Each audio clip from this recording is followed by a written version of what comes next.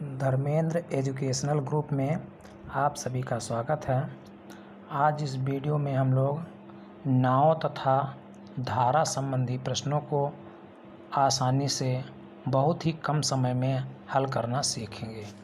तो आइए देखते हैं हम लोग ऐसे प्रश्नों को और हल करना सीखते हैं।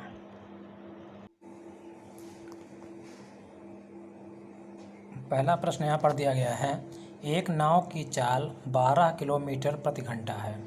यदि वह 8 किलोमीटर प्रति घंटा की चाल वाली धारा के अनुदिश चले तो उसकी चाल क्या होगी। देखिए, अगर चाल अनुदिश, कोई नाविक अगर धारा की अनुदिश दिशा में चलेगा तो निश्चित रूप से उसकी चाल जुड़ जाएगी। अगर कोई नदी बह रही है और जिधर धारा बह रही है उधर ही नाव लेकर के जाया जाएगा तो चाल क्या हो जाती है, दोनों की चाल जुड़ जाती है। तो यहाँ पर पूछ रहा है कि अनुदिश चले तो उसकी चाल क्या होगी। तो बस दोनों चालों को हम लोगों को यहाँ पर क्या करना है, जोड़ देना है। 12 + 8, दोनों चाल को हम लोग जोड़ेंगे तो हम लोगों को मिल जाएगा 20 किलोमीटर प्रति घंटा।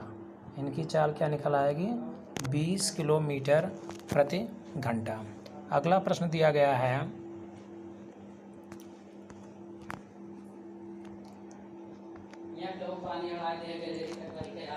यदि नाव की चाल 20 किलोमीटर प्रति घंटा है तथा धारा की चाल 5 मीटर प्रति घंटा है, यदि नाविक धारा के प्रतिकूल दिशा में चले तो उसकी चाल क्या होगी। प्रतिकूल दिशा में अगर चलेगी तो दोनों की चालें आपस में घट जाएंगी। तो दोनों की चालों को अगर हम लोग घटाएंगे यहाँ से तो मिल जाएगा हम लोगों को 20 - 5 = 15 किलोमीटर प्रति घंटा।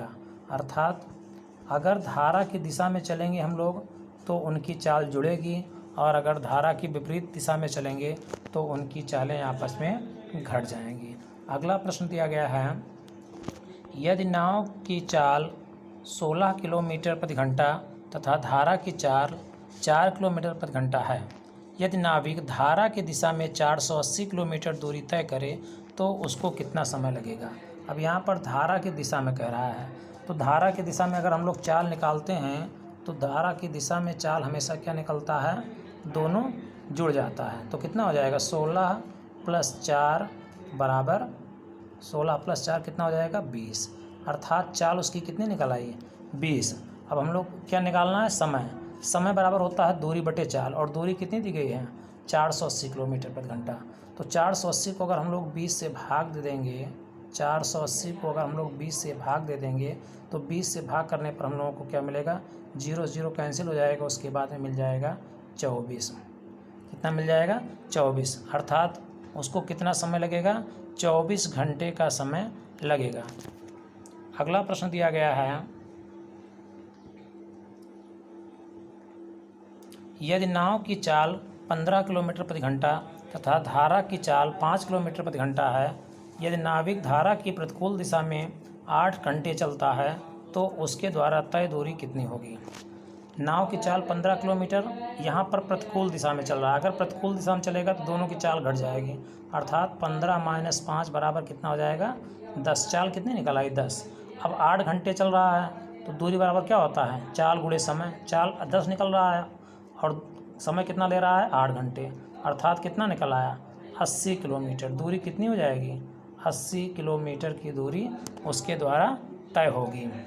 अगला प्रश्न दिया गया है,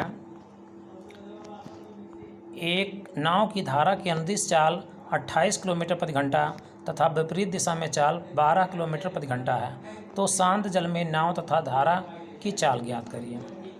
ये प्रश्न थोड़ा अलग तरीके का है। यहाँ पर देखिए, शांत जल में अगर नाव की चाल निकालनी होगी तो हम लोग दोनों की चाल को जोड़ करके बटे 2 कर देंगे, और अगर धारा की चाल ज्ञात करनी होगी तो दोनों की चाल घटा करके बटे में 2 कर देंगे। तो यहाँ पर अगर शांत जल में नाव की चाल ज्ञात करना है हम लोगों को तो क्या करेंगे, हम लोग दोनों की चाल को जोड़ करके 28 + 12 बटे 2 करेंगे। तो कितना मिल जाएगा हम लोगों को, 28 और 12 जोड़ने पर हम लोगों को मिलेगा 40। 40 बटे 2 करेंगे तो क्या आ जाएगा, 20 आ जाएगा। यहाँ से हम लोग क्या मिल जाएगा, 20 मिल जाएगा। और अगर मान लीजिए धारा की चाल हम लोगों को निकालना है तो a - b करेंगे। 28 में से 12 अगर घटाएंगे हम लोग तो हम लोगों को मिलेगा 16, घटाने पर क्या मिलेगा 16, 28 और 12 को, और बटे में क्या करेंगे 2 से भाग दे देंगे तो हम लोगों को क्या मिल जाएगा 8 मिल जाएगा। अर्थात उसकी चाल, जो धारा की चाल होगी वो 8 किलोमीटर प्रति घंटे, और जो शांत जल में नाव की चाल होगी वो 20 किलोमीटर प्रति घंटे।